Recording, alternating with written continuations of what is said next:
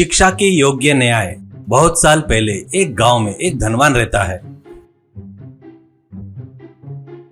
वो उसी गांव का सरपंच था। उसका नाम परमेश था। परमेश को धन की ताकत के साथ साथ शारीरिक बल बहुत ज्यादा था। उसके पास हमेशा कुछ चमचे रहते थे। आदमी अच्छा था और गुस्सा और घाई जल्दबाजी बहुत ज्यादा करता था। उसे कोई जुबान लड़ाता तो उसको अपने चमचों से पिटवाता था। गांव में कोई भी समस्या आई तो वो पंचायत अपने घर में ही रखता था। वहीं पर न्याय भी करता था, फैसला सुनाता था। उसकी बात को काटने से लोग डरते थे। इस विषय में अपने रंगा की गलती नहीं है, गलती पूरी एकनाथ ने किया है, इसलिए वो रंगा को 10,000 रुपए जुर्माना देना यही मेरा आदेश है और न्याय है। तूने इस विषय में गलती किया है, अपने गाँव की इज्जत खराब भी किया, इसलिए तुझे 6 महीने के लिए गाँव से बहिष्कार की सजा सुनाता हूँ। तू तुरंत यह गाँव छोड़कर चला जा करके फैसला सुनाता है। कुछ बार तो कुछ लोग पर अंगार पर चलने को बोलता था और कभी बर्फ की लादी पर सोने की सजा सुनाता था। ऐसे वो बताए वैसा वो लोग करते थे। उसी गांव में बुद्धिमान बोलकर एक जवान लड़का रहता है। वो बहुत होशियार और बुद्धिमान था। जरूरतमंदों को अच्छी सलाह देकर उनको उनकी तकलीफ से बाहर निकालने का रास्ता बताता था। बुद्धिमान अपने माँ बाप के कारण उस छोटे से गाँव में रह रहा था। वहाँ पर उसके हिसाब की नौकरी नहीं मिलने से कूली का काम करके पैसे कमाता था। परमेश को सुबह अपने फूलों के बगीचे में घूमने की आदत थी। नंगे पाँव से चले तो अच्छा रहता कहकर वैद्य जी ने बताया बोलकर रोज वैसे ही वहाँ पर नंगे पाँव चलता था। एक दिन वो वैसे चल रहा था तो पाँव में कुछ चुभ कर ओ माँ करके चिल्लाता है। वो पैर को देखता है तो जमीन पर एक नोकीला पत्थर उभर कर था। वो पैर पर चुभने से खून भी निकल रहा था। बस परमेश को बहुत गुस्सा आता है। ये मालिक कहाँ मर गया? जमीन पर ऐसा पत्थर है तो उसको देखना नहीं क्या? इसको सजा देना होगा। ए इधर आओ रे करके चिल्लाता है। चमचे वहाँ पर भागते हुए आते हैं। ये मालिक कहीं भी हो, उसको पकड़कर लाकर उसको पेड़ से बांध दो। कल सुबह ही उसके हाथ और पैर तोड़ डालो। उस बेवकूफ के ध्यान में नहीं देने से ये देखो मेरे पैर में कितना बड़ा चोट लग गई। ऐसे लोगों के हाथ पैर तोड़े बगैर दिमाग ठिकाने पे नहीं आएगा करके आदेश देता है। उसके चमचे को वो सजा सही नहीं लगने से वो एक दूसरे का मुंह देखने लगते हैं, पर परमेश से डरकर ठीक है करके निकलते हैं।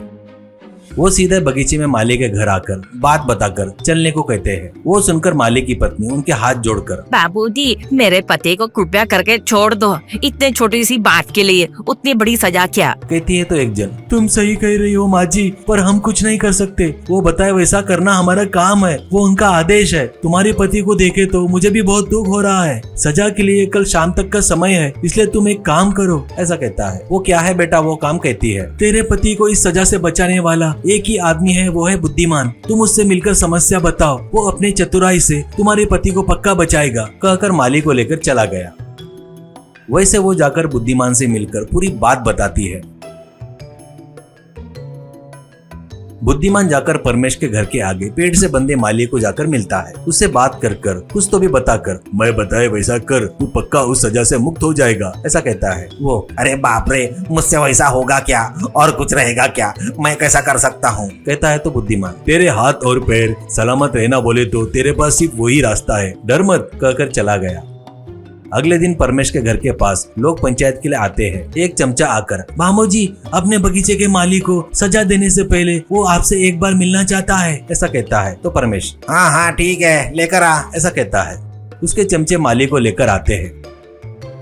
अब परमेश को झुककर नमस्कार करके जमीन पर आग थू करके थूकता है। परमेश इतना घमंड है क्या तेरे को? मेरे सामने ही मेरे घर में थूकता है क्या? कहता है गुस्से से। माली बाबूजी छोटे सी गलती किया, इसलिए आप मेरे हाथ पैर तोड़ दो करके बहुत बड़ी सजा सुनाए। ये लोगों को पता चले तो मेरे साथ अन्याय हुआ करके लोग सोचेंगे ना, इसलिए बड़ी गलती करके उसकी सजा के साथ न्याय करना यही सोच रहा हूँ। तुम्हारे सामने थूक कर जो गलती किया उसके बदले हाथ पैर तोड़ने वाली सजा का मैं पात्र समझ रहा हूँ ऐसा कहता है। उसकी बातें सुनकर परमेश सोच में पड़ जाता है। उसने की उसे गलती जान जाता है। परमेश तुझे ऐसे सभा में थूक बोलकर सलाह किसने दिया करके पूछता है। माली वहीं खड़े बुद्धिमान को दिखाता है।